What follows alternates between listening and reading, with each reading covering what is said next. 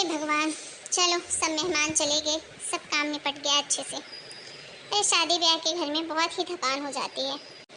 बड़ी बहू तो बहुत अच्छी थी, भगवान करे छोटी भी ऐसे ही निकले और मेरी घर गृहस्थी ऐसे ही खुशहाल बनी रही। माँ जी, ये लीजिए आपकी चाय। माँ जी, कहाँ सोच में डूबी हैं आप? अरे बहू, तू कब आई? आई तो अभी ही हूँ माँ जी, पर आप इतनी गहरी क्या सोच रही हैं? कुछ नहीं बहू, बस यही सोच रही थी। छोटी बहू भी आ गई है। ये तू तो बिल्कुल मेरे जैसी ही थी।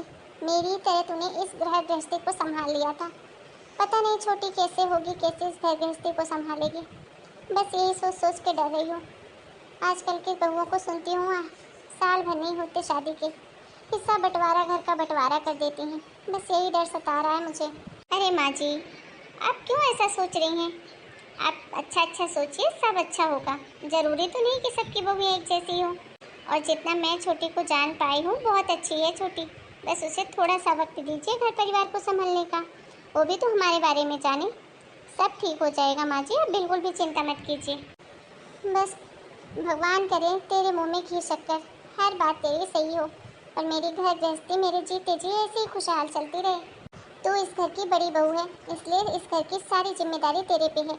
घर परिवार को हमेशा जोड़ के रखना। कभी तेरी देवरानी या देवर से छोटी मोटी गलती हो भी जाए तो दिल पे मत लगाना, छोटा समझ के उनको माफ़ कर देना। हाँ हाँ माँ जी, मुझे पता है। आप ही बताइए, इतने सालों से मैंने कभी किसी चीज़ की शिकायत की है क्या आपको?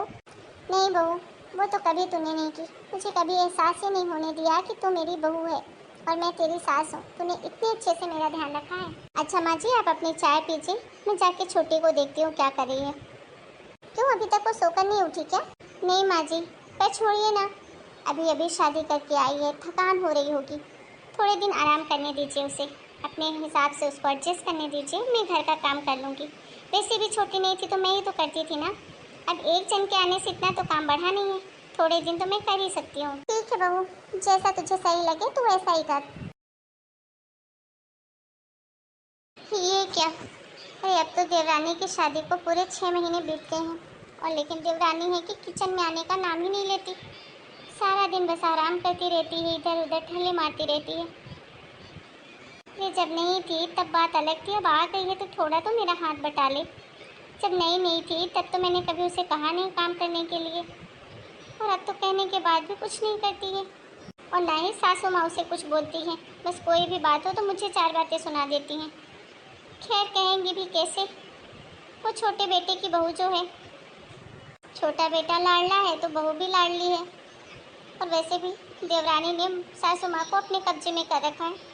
पता नहीं क्या जादू मंत्र चला रखा है सासू माँ के ऊपर कि उन्हें सही गलत कुछ दिखता ही नहीं है। महारानियों की जैसे बना खाना आएगी, परोस के अपने कमरे में जाके मज़े से खा लेगी और थाली रख के चली जाएगी। अरे मैं नौकरानी हूँ क्या इस घर की? अकेली मैं तो बहू हूँ नहीं, वो भी तो बहू है, उसका भी कुछ फर्ज बनता है घर के लिए कि नहीं? अरे बहू, तू कर क्या रही है किचन में? अरे 12 बजने को आई, अभी तक तेरा खाना नहीं बना? बना रही हूँ माँ जी। वो तो मैं देख ही रही हूँ खड़े खड़े तू क्या बना रही है। भगवान जाने कहाँ खोई रहती है, हैं? पहले तो तू सारे काम फटाफट कर लेती थी, अब तुझे क्या हो गया? माँ जी, जब से बिस्तर छोड़ती हूँ तब से 1 मिनट के लिए मुझे आराम करने के लिए नहीं मिलता है। सारा दिन काम ही करती रहती हूँ और आपकी छोटी बहू महारानियों के जैसे बैठी रहती है, लेकिन फिर भी आप उसको कुछ नहीं बोलते हो, सब कुछ आके मुझे ही सुनाते हो। अरे मैं इस घर की बहू हूँ तो वो भी तो इस घर की बहू है, उसकी भी कोई जिम्मेदारी बनती है कि नहीं? अरे शादी के पूरे 6 महीने हो गए लेकिन आज तक उसने 1 कप चाय बना के किसी को नहीं दी। लेकिन आपको पता नहीं क्यों कुछ समझ में नहीं आता। पता नहीं क्या जादू कर दिया उसने आप पर। क्या? अच्छा, तो तेरे दिमाग में ये चल रहा है, तो छोटी से बराबरी करने की सोच रही है? अरे बराबरी करनी ही है तो उसकी पढ़ाई लिखाई को लेके कर। तुझे पता है वो कितनी पढ़ी लिखी है? इंजीनियरिंग की पढ़ाई करके बैठी है वो, और तू ठहरी गांव की 10वीं पास। अरे वो क्या तेरे घर आके काम करेगी? इंजीनियर है वो, इंजीनियर। अपनी तुलना करने चली है।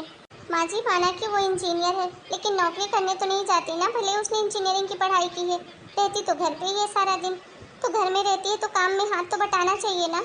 और जब नौकरी करेगी तब की तब देख लूँगी मैं, तब तो करना ही पड़ेगा, चाहे पैसे कमा के लाएगी घर में तो।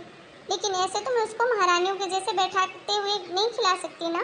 देखिए माँ जी, मुझे नहीं पता कि उसने आपको क्या बोला है क्या नहीं, लेकिन मैं आपको साफ साफ कह देती हूँ, कि मुझसे ये सब नहीं हो पाएगा। अरे कुछ काम नहीं कर सकती तो कम से कम मेरे बच्चों के साथ बैठ के थोड़ी देर पढ़ा ही दे उनको। कम से कम इतना ज़्यादा पढ़ी लिखी है तो कहीं तो काम आए। लेकिन वो तक नहीं होता उनसे। बच्चे जाते हैं कुछ पूछने तो भगा देती है। ये कौन सी बात हुई? क्या मैंने इस घर के सभी लोगों का ठेका ले रखा है सारी चीज़ें देखने का? एक देवर जी हैं, कमाने को तो बड़े भाई से ज़्यादा कमाते हैं, लेकिन कभी भी घर खर्च के लिए 1 रुपए नहीं देते। और ये इनका पूरा पैसा घर खर्च में निकल जाता है। बच्चे भी एक एक चीज़ के लिए तरसते रहते हैं, लेकिन फिर भी मैंने आज तक उफ तक नहीं बोला। लेकिन ये सब अब बात हद से ज़्यादा बढ़ रही है माँ जी।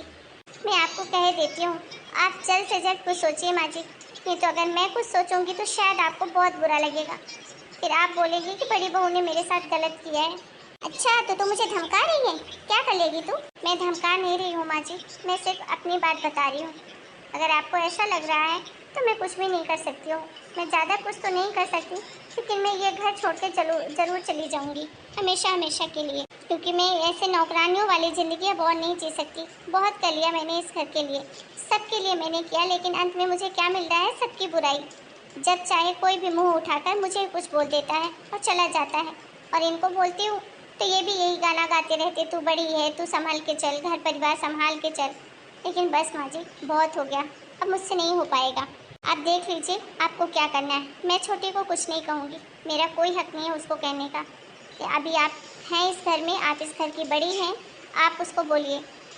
अगर उसको इस घर में रहना, अगर आप चाहती हैं कि आपके दोनों बहू भी आपके साथ एक छत के नीचे रहें, तो उसको भी अपनी जिम्मेदारी समझनी पड़ेगी। और आपके छोटे बेटे को भी घर खर्च के लिए पैसे देने पड़ेंगे।